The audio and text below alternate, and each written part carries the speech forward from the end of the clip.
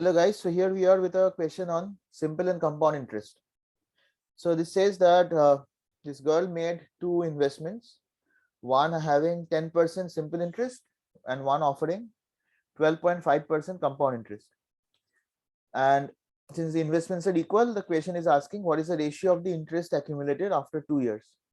Okay, so one simple way is we can just go ahead with the formula.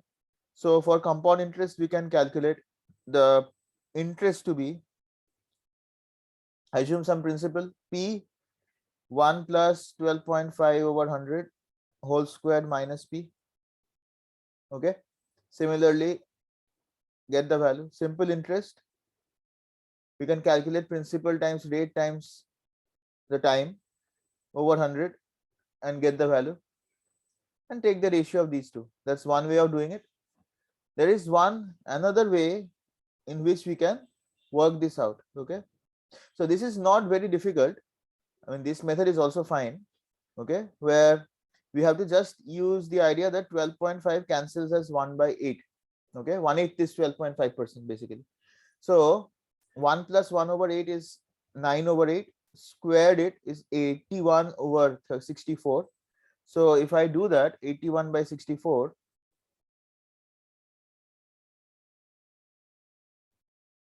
so I'll end up getting 17p by 64. That's your simple compound interest. And for the simple interest case, that's even more easy. So we'll simply do the principal P, let's take it as P, rate is 10%, time is 2 over 100.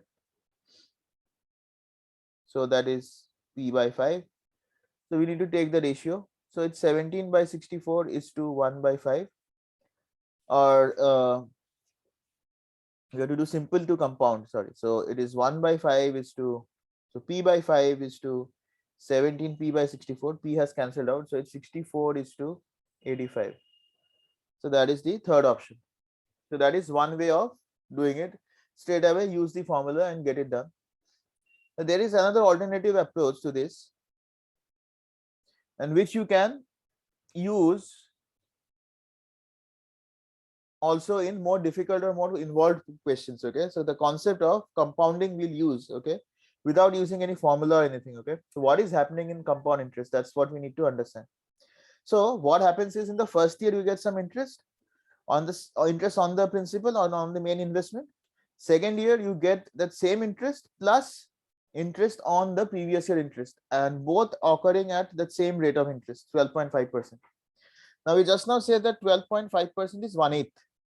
So basically what is going to happen is, for year one we are going to get whatever the investment was, some interest coming in, which is basically 1/8, in this case P by 8.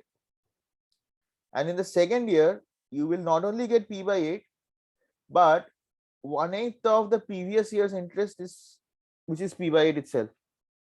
And the total interest in the 2 years will be the sum of this whole thing. Now observe that you are going to divide P by 8 twice here, right? So to make our calculation easy, what we simply do is we take the principal to be, or the investment to be, a multiple of 64, 8 squared. Okay, so we take 64 as the investment, but here we also see you have to do 10%, means what, you have to divide by 10. So just to avoid any decimals or fraction values, you take 640 to be your principal, let us say. Okay, what happens is, in simple interest you're going to get 10%, which is 64, 2 times, so 128. Simple calculation. For compound interest, the calculation will be 1/8 of 640. That's the first year interest. Second year interest will be 1/8 of 640 plus 1/8 of this thing, which is 80 itself, right? This is 80. So this comes out to 80 plus 80 plus 10. So 170. Simple interest, compound interest. So the ratio, cancel the 2. So this is also fine. We have avoided the use of any formula. We have not used any variables also. And we have got to the answer. So option number C.